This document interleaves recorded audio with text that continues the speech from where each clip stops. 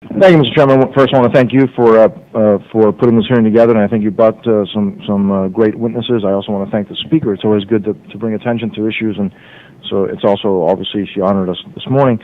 I am pretty much like Mr. Inglis is, like Congressman Inglis. I've gone from not knowing much about it, just because you see Hollywood movies, that kind of scares me, to the more you read, I think the more and being one that always has to, I think we all have to kind of, obviously since we're not scientists, we have to rely on real science as much as possible. So what I keep hearing more of is that's where real science is clearly going. I'm asking for some reassurance to make sure that I'm leaning in the right direction. I tell you that because, for example, the more I read, let me just quote this one thing from the press. As for the present trend, a number of leading climatologists have concluded that it is very bad news. Indeed, they say that it's the root cause of a lot of that unpleasant weather around the world, and that they warn that it carries potential for human disasters of unprecedented magnitude. I keep hearing that now about this possibility because of global warming.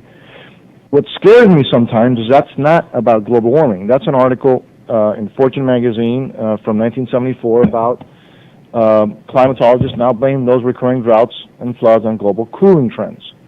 I also have then this from Washington Post, January 1907, is mankind manufacturing a new ice age for itself? And it quotes a number of prestigious scientists who now are some of the ones who believe that they were wrong then, and now that we're going towards global warming. Polar winter held dawn of new ice age. This is from, what is this, Washington Post. Science Digest, brace yourself for an ice age.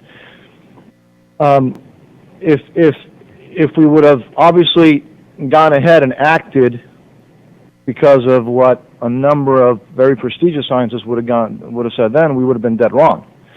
Because I happen to believe you all. I mean, I really do. I happen to believe you all.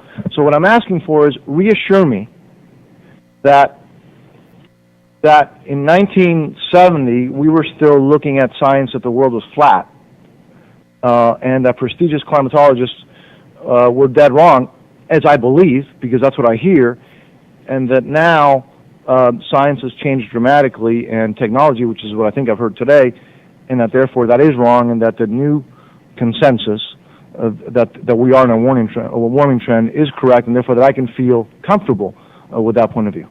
I will try first, and then maybe my colleagues will help a little bit. And if I may interrupt you, Mr. Rowley, I'm also resentful of the fact that you made me really hungry this morning with your pancake analogies. It's 12:30, and I think that's unfair. Anyway, I apologize for that. Yes, yeah. We're with you on that one, actually. All right.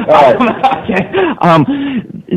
As scientists, our job is to push the limits, and especially I teach at a large school, and I can assure you there's a lot of really bright students there that are pushing the limits. They're coming up with new ideas that are going to help us and save us and do wonderful things, and some of it is totally off the wall. And so as scientists, we bubble up all these interesting ideas, and then you have built mechanisms, we have built mechanisms, the world has built mechanisms to distill all of these ideas into something which is policy relevant for you. And so this global cooling, which had some of it came from us learning to understand ice ages, some of it came from a lot of aerosols that were coming out of smokestacks blocking the sun, was something that was bubbled up in a little bit of discussion and a huge amount of press interest. But if you go back and ask, did the National Academy actually come out with a global cooling warning? You won't find it. When you get to the point of asking, was the assessed knowledge that was pulled together to be policy relevant for your predecessors, was that warning about this? Was that the big issue? I don't believe you will find it. And so the IPCC here exists as a mechanism, as does the National Academies, exists as a mechanism to take all these wonderful ideas, this ferment and froth that's out there in the scientific community, and say what stands up, what is reliable, and to give it to you. And we're here to tell you that the assessed science of the world is pointing to human activities changing the atmosphere in a way that is causing warming.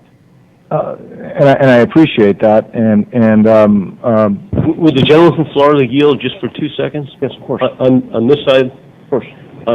Having lived through that period of time and having read a number of articles and books during the 1970s, Dr. Alley is correct. There was no consensus that we were cooling. There was some suggestion for a variety of reasons, but the consensus was, are we cooling or warming? We don't know yet. So at that point, there was no consensus in the 70s. The gentleman's time has expired. Can I have a 10-second comment? I just with unanimous.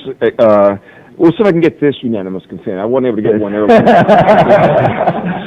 Mr. Chair, I just learned, is it possible that the press exaggerates on issues? I am just shocked what I learned today in this committee, Mr. Chairman. I can't believe that. I'm just sorry, I just can't believe that.